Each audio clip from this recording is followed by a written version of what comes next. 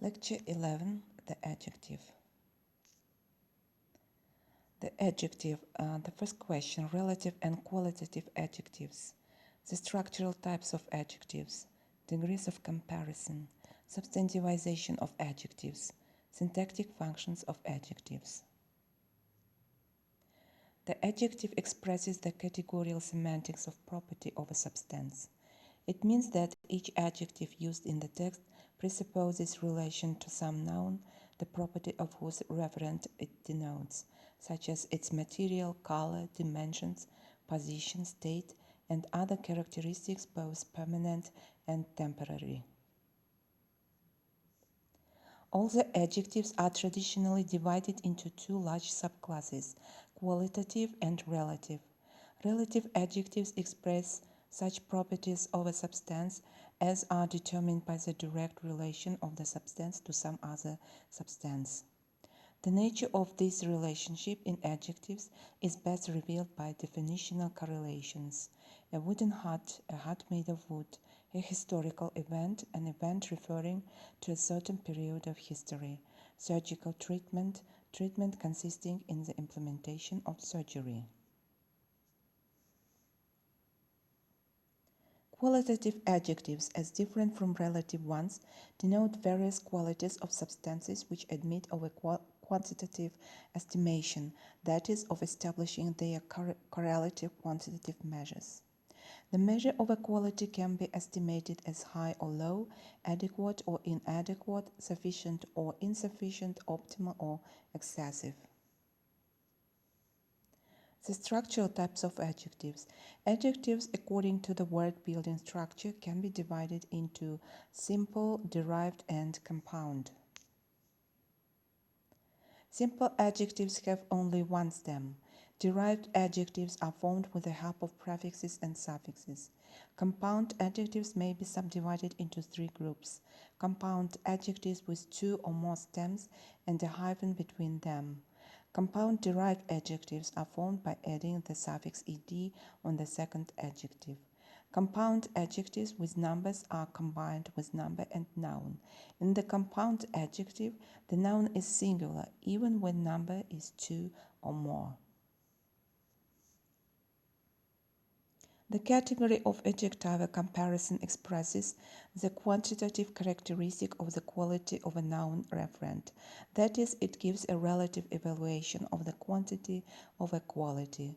The purely relative nature of the categorical semantics of comparison is reflected in its name.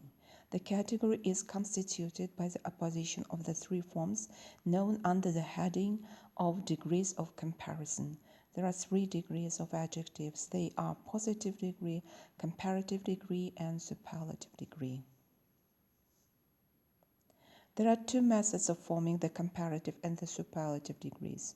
The synthetical forms of comparison in ER or EST coexist with analytical forms of comparison affected by the auxiliaries more and most. The synthetical forms of comparison are used for one-syllable and two-syllable adjectives. The analytical forms of comparison are used for three or more syllables adjectives. Some adjectives have two ways of comparison. Now, for example, gentle, gentlest, the gentlest, also as gentle, most gentle. There are some adjectives that, on account of their meaning, do not admit of comparison at all. For example, perfect, unique, full, empty, square, and some others. In particular, scholars point out the following two factors in support of the view that combinations of more, most with the basic form of the adjective are not the analytical expressions of the morphological category of comparison, but free syntactic structures. First, the more, most combinations are semantically analogous to combinations of less, least with the adjective, which in the general opinion are syntactic combinations of notional words. Second, the most combination, unlike the synthetic superlative, can take the indefinite article expressing not the superlative but the elative meaning. Sometimes adjectives become substantivized. In this case, they have the functions of nouns in the sentence and are always preceded by the definite article. Substantivized adjectives may have two meanings. They can indicate a class of persons in a general sense. For example, the poor, poor people, the dead people. Such adjectives are plural in meaning and take a verb in plural form. If we wish to denote a single person, we must add a noun. If we wish to refer to a particular group of persons, it is also necessary to add a noun. Some adjectives denoting nationalities are used in the same way.